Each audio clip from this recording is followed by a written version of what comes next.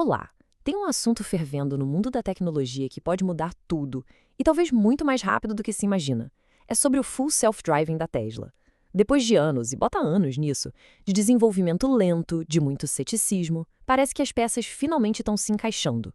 A gente pode estar bem na véspera de um momento de virada, sabe? Aquele que acontece de uma só vez e que tem implicações para o mundo todo.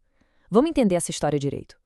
E para começar, olha só essa citação. Ela vem do The Wall Street Journal, um jornal que, historicamente, sempre foi bem crítico da Tesla. Então, quando eles publicam algo como "pareceu uma libertação", isso acende um alerta. Essa frase simples captura uma mudança gigantesca na percepção que está acontecendo agora mesmo. E essa mudança de percepção nos leva direto para a nossa primeira questão. Afinal, o que é que está fazendo gente que duvidava há anos, de repente, virar fã? Vamos ver de perto como o FSD está conseguindo convencer até os seus críticos mais duros. E o mais impressionante é que isso não é um caso isolado. Longe disso. É um movimento global.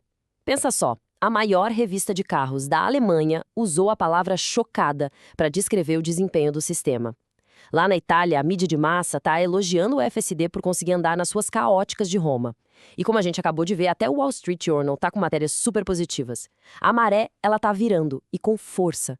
E essa aqui é a prova viva disso. É a reação do pai de um usuário italiano.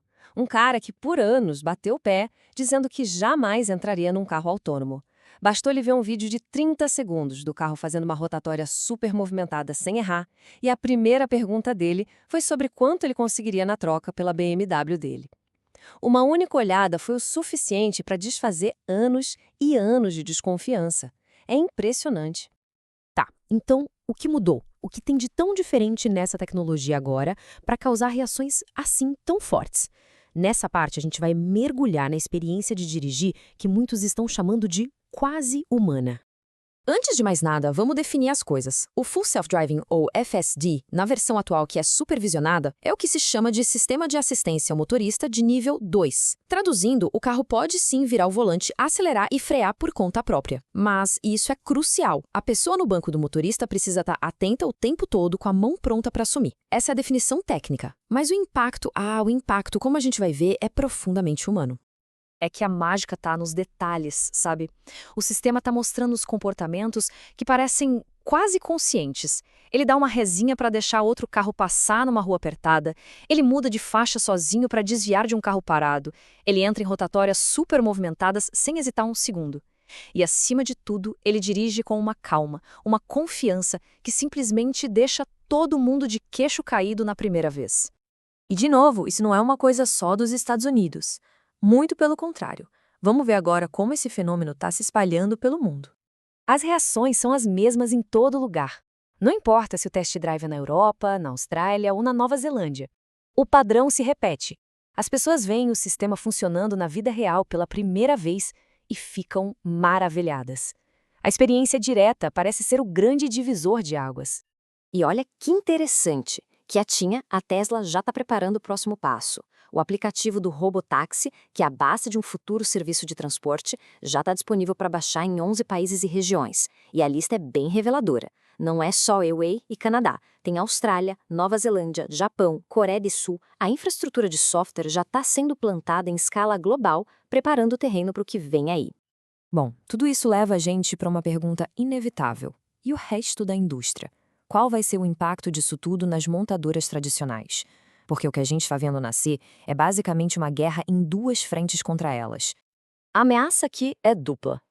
De um lado, os carros das montadoras tradicionais correm o risco de ficarem obsoletos, velhos. Do outro lado, a própria ideia de ter um carro pode diminuir, sendo trocada pelo transporte como serviço. É uma tempestade perfeita se formando. Vamos detalhar essa pressão. Primeiro, a obsolescência.